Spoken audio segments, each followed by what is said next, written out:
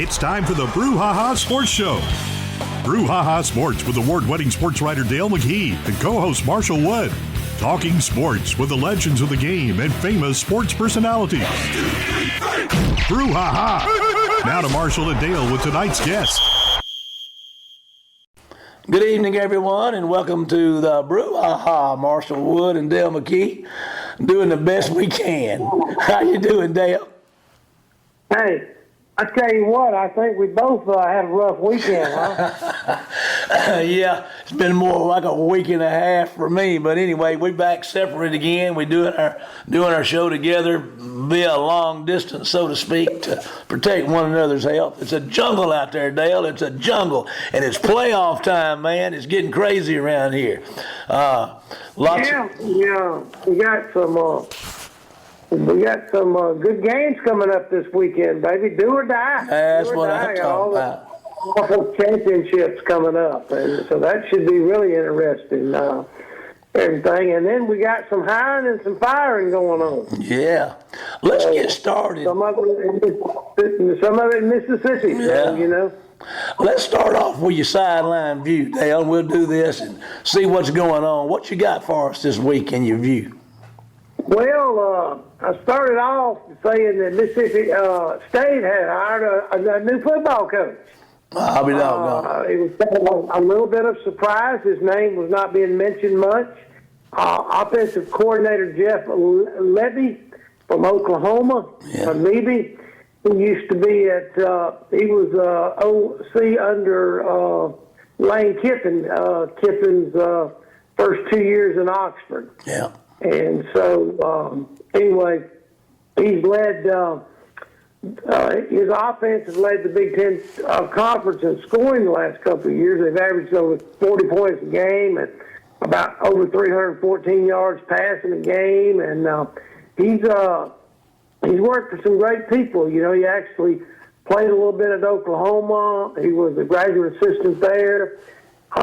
He's been under Oklahoma the last couple of years. He was under the Tennessee coach, Josh Heupel, down at Central Florida. He was his OC, and of course he was Lane Kiffin. And he was at Baylor with his father-in-law, Art Briles. If you remember, Art Briles had some great Baylor teams. That's a great football coach. Great coach. And then the of course I also mentioned in there the first thing they need to do is he needs to talk to Will Rogers about staying around Starkville, because Will actually put his name in the transfer portal today. Let me ask you something about that, Dale. Let me ask you something. Okay. I know it's very interesting. Yeah. Let's talk about Will Rogers for a minute. Now, I understand that Will Rogers was recruited and has played as a quote-unquote air raid quarterback. And there seems to be some opinion, now you correct me if I'm wrong, that's the kind of quarterback he is. He doesn't work so good in the other system. Do we know that or do we not know that? What do you think? Well, I don't think, I think he tried his best to change, but he didn't really, State lacked, one of their best running backs is up at Oregon, running the ball for Oregon. Yeah. And, one of them, I think, applied to the NFL draft last year, and he could have had to stay another year, and he didn't. So they've had some issues out there with the talent shrinkage. Do you think they've always been pretty good on defense, and they were great on defense in the Egg Bowl. Yeah. I thought they did the best job against Ole Miss that's been done this year. I mean, they clogged holes up in that first half and held Ole Miss to just a field goal. I thought they did a tremendous job. They really did. They really did. And the game was very even. I don't know if people really looked at stats, but Ole Miss only had 300 yards of offense, 307 yards, and State had 303. But what was odd about it was Will Rogers threw for over 200 yards, 207, and Jackson Dart only threw for 96. Yeah. But Ole Miss turned the page on him and ran for over 200 yards, 211, and held Mississippi State's at 96 yards, which State usually gets. If they do any offense, it's going to be on the ground. So I think that was unique in that. Yeah. And I thought that was one thing about the Ole Miss and State. And of course, Hattiesburg, down in Hattiesburg, Will Hall was, he was given another year on his. He's got a 4-year contract when he signed, and so we gave him another year. And to try to right the ship, the first thing he done, they said Sunday morning, was he announced the 3 of his assistant coaches would not be returning, and 2 of them were on defense. Yeah. Well. So I thought that was unique, and I did talk about a little bit about Frank Gore. Frank Gore said he's like Will Rogers. He doesn't know what he wants to do.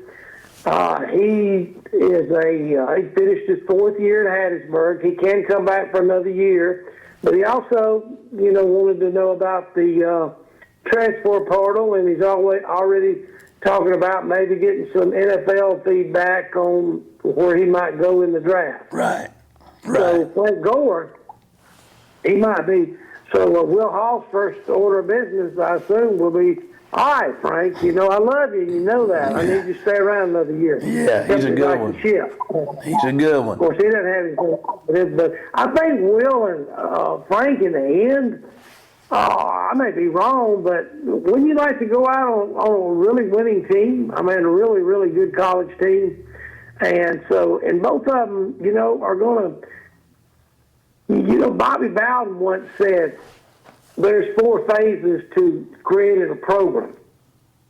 When you first start off, you're going to get beat bad. You're going to get embarrassed. And then you're going to play it close. Then you're going to get close on it. And then the third thing is, then you're going to start winning close games. And the fourth thing is then you're going to start winning big. Yeah. And I think that's the process. If you really look at a successful program, they're going to have the ups and downs like riding a roller coaster. Yeah. Things of that nature.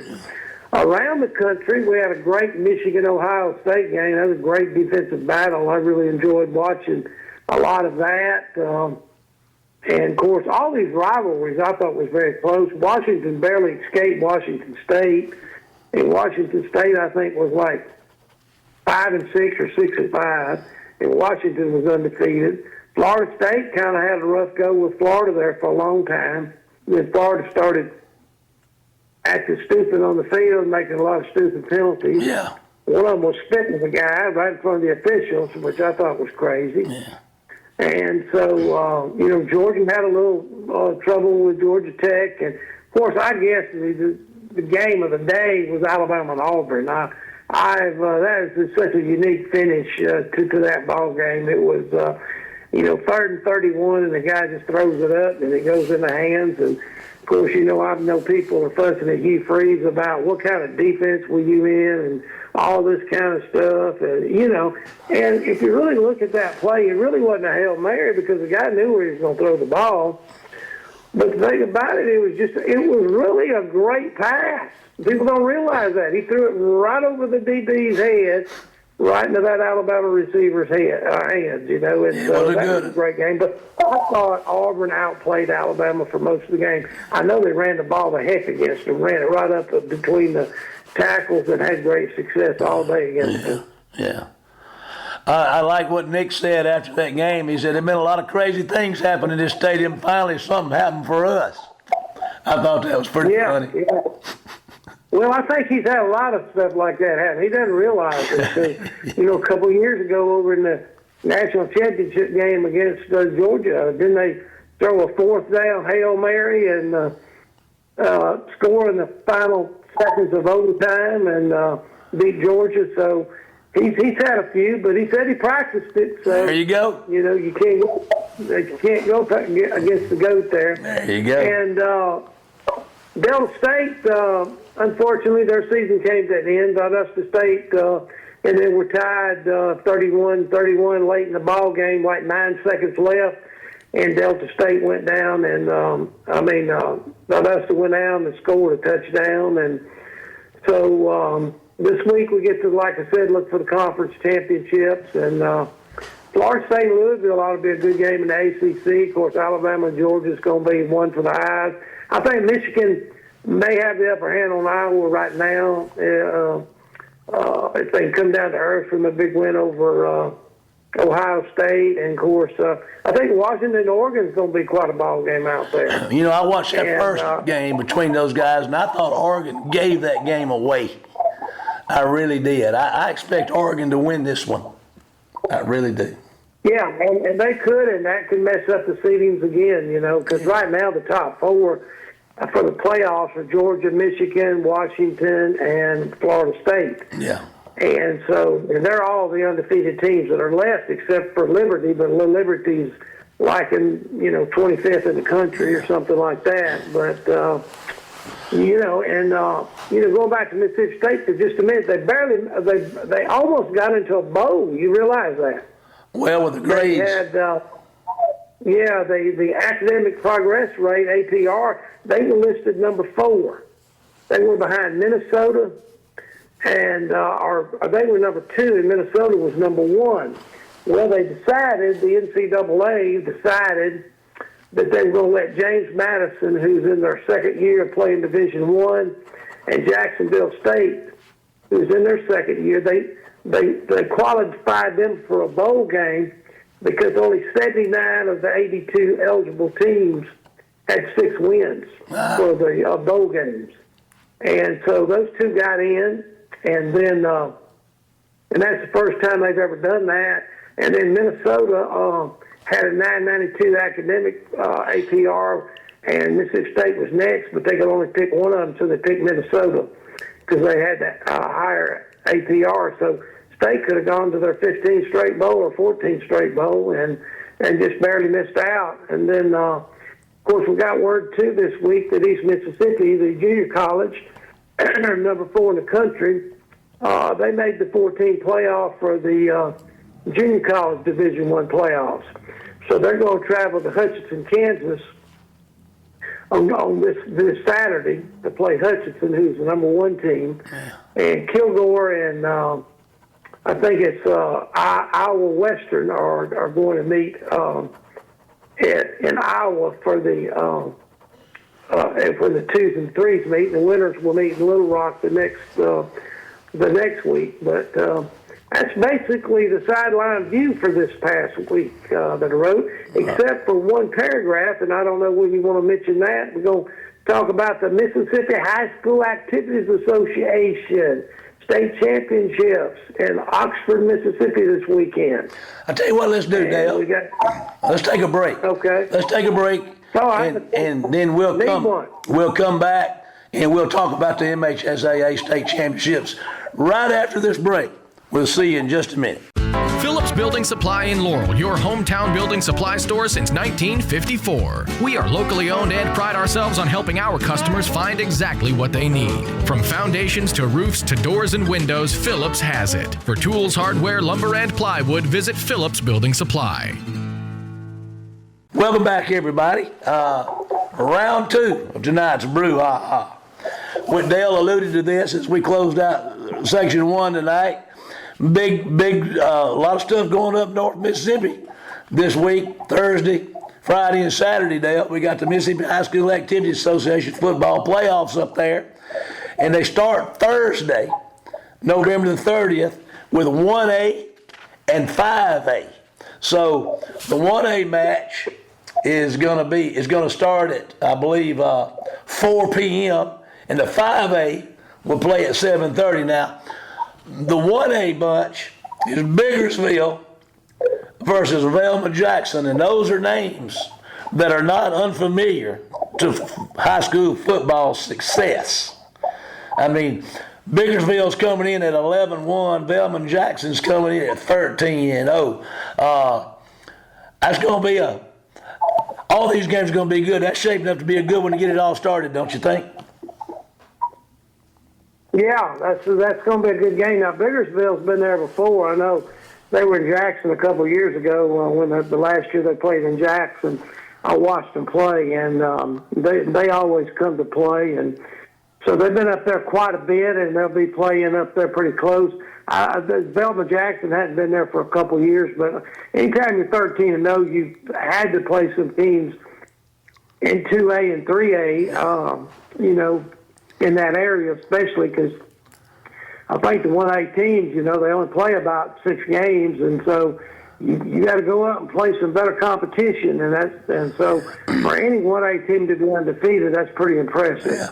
Between both of these schools, there's only one loss. Velma Jackson's undefeated, Biggersville's lost 1, so one loss between them. That's pretty impressive. Go ahead. Biggersville has scored 520 points. They've scored 43 a game, giving up 12 a game, as compared to Velma Jackson scoring 40 up a game and giving up 5 per game. That's a lot of offense and a lot of defense on both sides of the ball. That ought to be a war. Yeah, well, those 1A schools like that, they usually have some pretty impressive athletes. I've always noticed that about them. They got 1 or 2 guys that just almost look like they need to be playing 7A football, because they're that good. Velma Jackson's got a quarterback. Smith has got 31 TDs and averages 28 yards of completion, what I'm seeing here. And they got a running back. It's got 1589, 11 yards average, 29 touchdowns. That's not bad. A lot of firepower, like you said. Yes, it is. It really is. And, of course, tell us something about that next game, the 5A. That ought to be interesting. Between one of the teams, Laurel, 8-6. That record's very misleading, especially early in the year. Laurel had such a gauntlet of a schedule. I mean, they played some close games, but they were losing them. Yeah. Listen to this. Of course, they lost to West Jones, so everybody loses to West Jones. And I tell you, somebody else is going to lose to West Jones, and that's who they play in the state championship. We get to that. Laurel lost to Hattiesburg. They lost to Jeff Davis County. They lost to Oak Grove. They lost to Macomb, who was really doing well. That starts the season off. And they lost to Wayne County. So, but you know what they say, it ain't how you start, it's how you finish, big boy.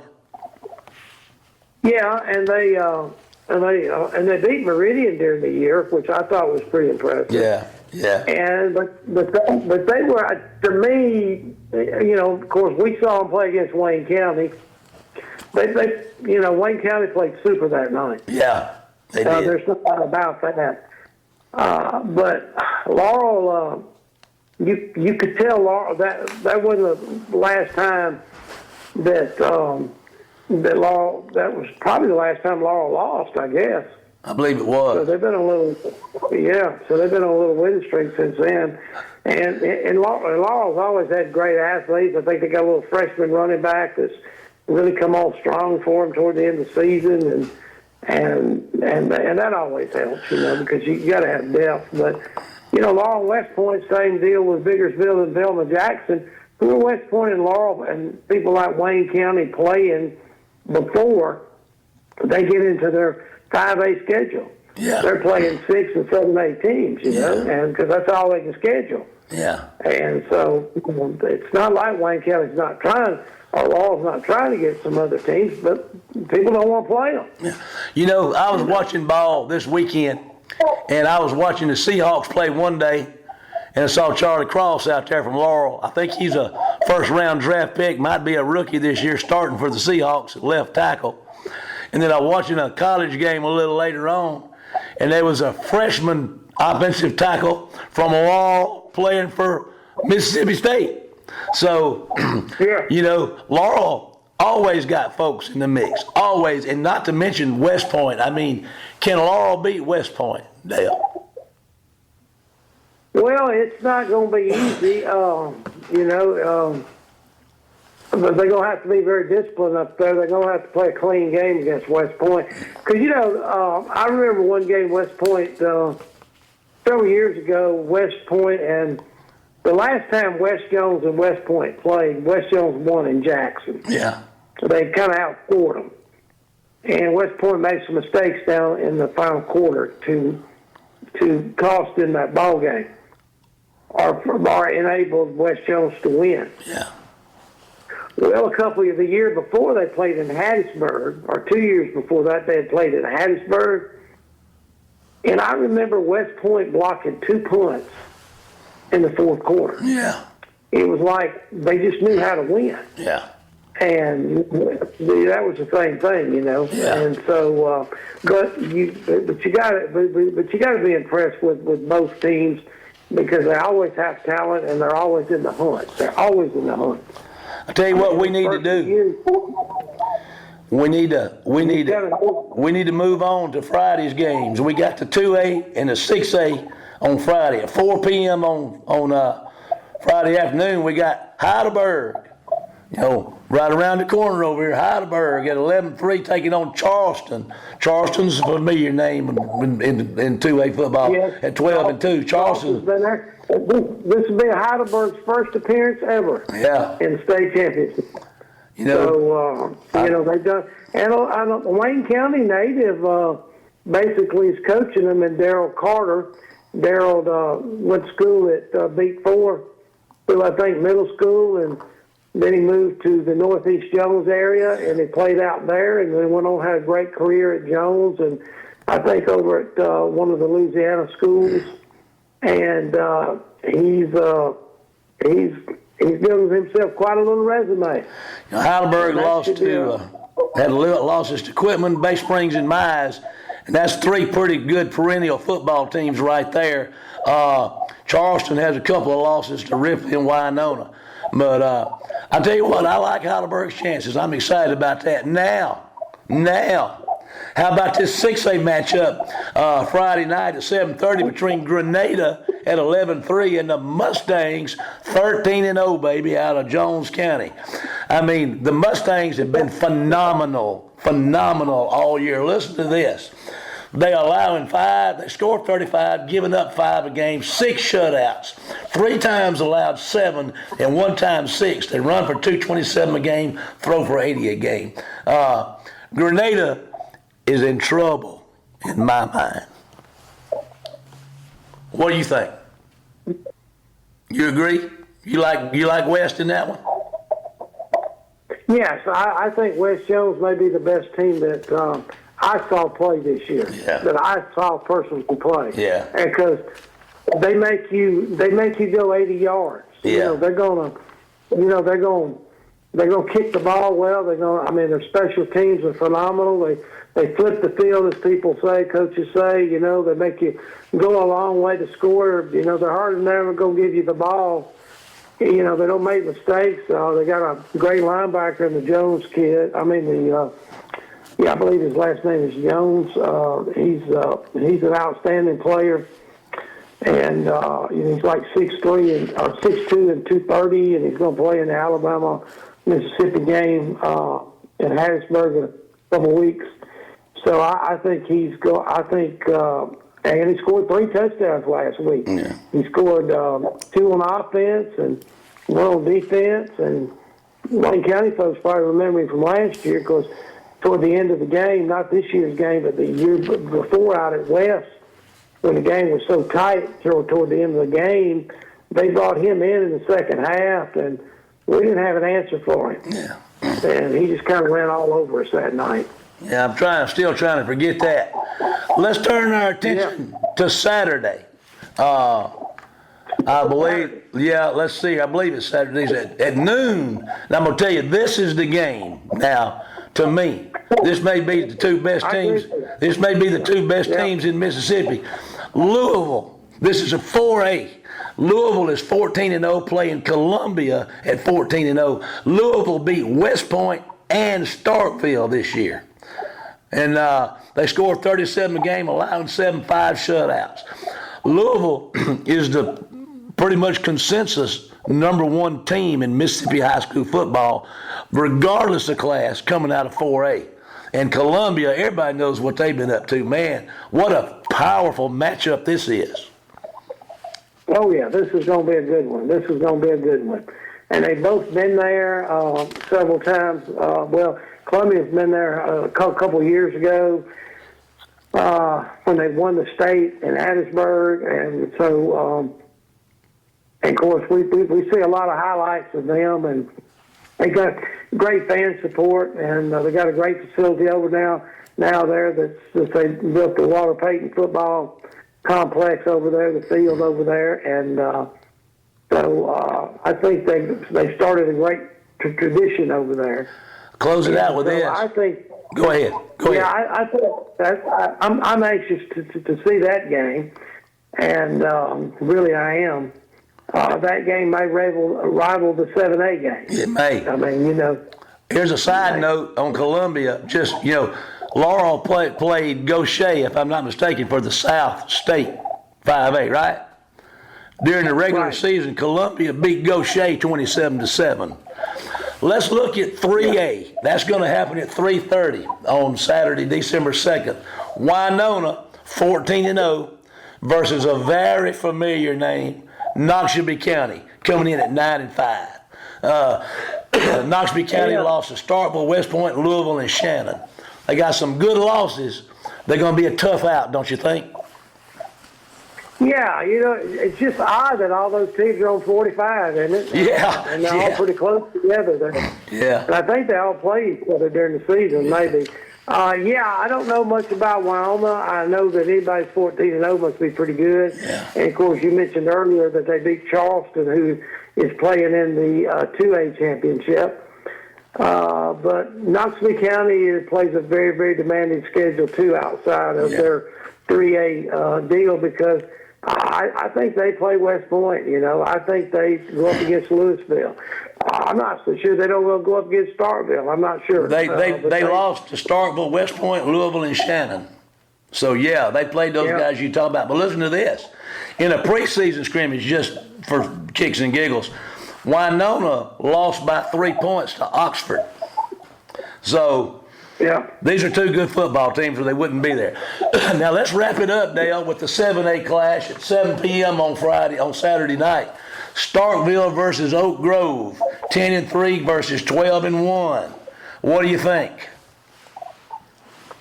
Well, I think it's going to be a matchup of quarterbacks. I think Starkville's got a playmaker at quarterback, and what I mean by a playmaker, he runs well, he throws well. He may be a little underrated, but from what I'm hearing from some of the 7A coaches that had to play him during the year, he makes Starkville go. 23 touchdowns against 4 interceptions, 66% completion. He's a gamer. Of course, Oak Grove's got one too. Oh, yeah. Maddox can throw the ball. He can throw the ball, and he will hurt you with his legs if he has to, He's 65% guy, throws for 239 a game, 34 touchdowns and 4 picks. Going to be a great game. I tell you what, Dale, we're getting short on time. Let's take a break to hear from our sponsor and then come back with the final segment right after this word. You good? Good. All right, we'll see you after the break. Phillips Building Supply in Laurel, your hometown building supply store since 1954. We are locally owned and pride ourselves on helping our customers find exactly what they need. From foundations to roofs to doors and windows, Phillips has it. For tools, hardware, lumber, and plywood, visit Phillips Building Supply. All righty, welcome back, everybody, for segment 3. It's going to be kind of a short one. Covered a lot of ground tonight. Excited about the Mississippi High School playoffs.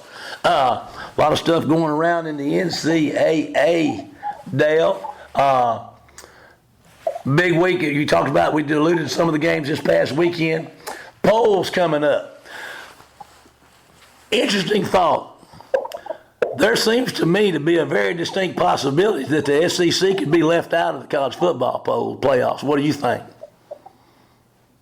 I think it'll all shake out Saturday. I'm not so sure, though. I'm just serious.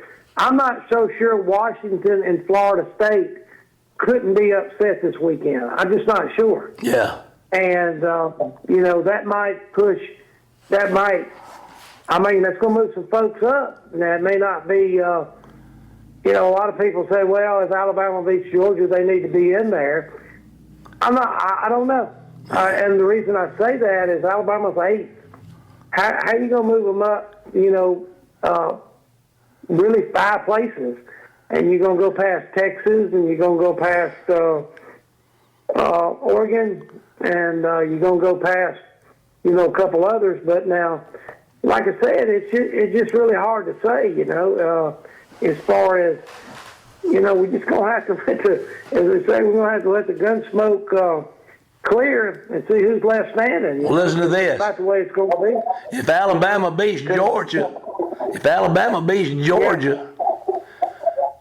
does Alabama jump up 4 or 5 spots and Georgia doesn't get to go? They could both be left out. Interesting stuff. Dale, anything else? We a little short on time. Anything else you want to cover before we shut her down tonight? No. They're going through these hiring things, and of course, Texas A&M finally found their $77 million guy to replace their $77 million guy, but I don't think they're going to pay this guy as much. But the old AD out there used to be at Ole Miss, Ross Borick. I think he's getting some criticism, but anytime you hire a coach in this day and time when the media sticks their nose into it, it's tough to hire a coach. And so I really feel for some of these ADs. I don't sympathize with them because they're making good money for what they do, and they got to make tough decisions, Well, listen to this. Listen to this. Yeah, so they were hiring. My understanding is it's kind of like the Schiano deal back to Tennessee several years ago. They hired Greg Schiano, and the fans put an uprising because of what went on at Penn State, and they wouldn't hire him. They took him off the table, and he's at Rutgers now. They kind of got a similar situation.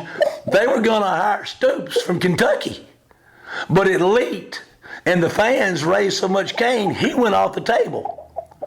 So, interesting. They were going to hire another guy, and then they wound up with the one they got now. How about that? That's a lot of craziness, don't you think? Yeah, too, but, I don't know if they've upgraded themselves. Okay, Elko Duke, he's done a fine job at Duke. I'm not taking anything away from him. But you know what? To give a man $76 million to leave and then hire another guy to take his place, I don't know if they really, they wanted all these big names to start with. Well, where are they now? None's on the list, What? Stokes wasn't, Why? This wasn't a big name on the list to start with. They were going to go to Oregon, or they were going to give Georgia coach Kirby Smart a boatload of money to come over there. They were going to do all this, Dale. And why? It didn't work out. Why would anybody? I don't know. Why would anybody go to Texas A&M? What do they have to offer other than money? Have they ever been relevant in NCAA football? On a national level? I think Bear Bryant stays, They don't have, that's a long time ago. They've got no modern history of success, period. They've done nothing except throw money around. That being said, Dale, I think we're out of time. Yeah, we're out of time. We want to thank everybody for joining us tonight. Thank you for putting up with our offside with our capacity to talk. But anyway, we want to remind you that you can follow us all week on Facebook at the Brouhaha, and you can see all our shows cataloged on our YouTube channel at the Brouhaha. But Dale, I think it's come time for us to say goodbye. Well, goodbye, Dale. Goodbye, Dale. Goodbye, everybody. And we'll see you next week for more of the Brouhaha. Get us out of here, Jamie. You've been listening to the Brouhaha with Dale McKee and Marshall Wood. Heard Tuesday evening, 6 p.m. on WABO. For more of the Brouhaha, follow us during the week on Facebook and WABO.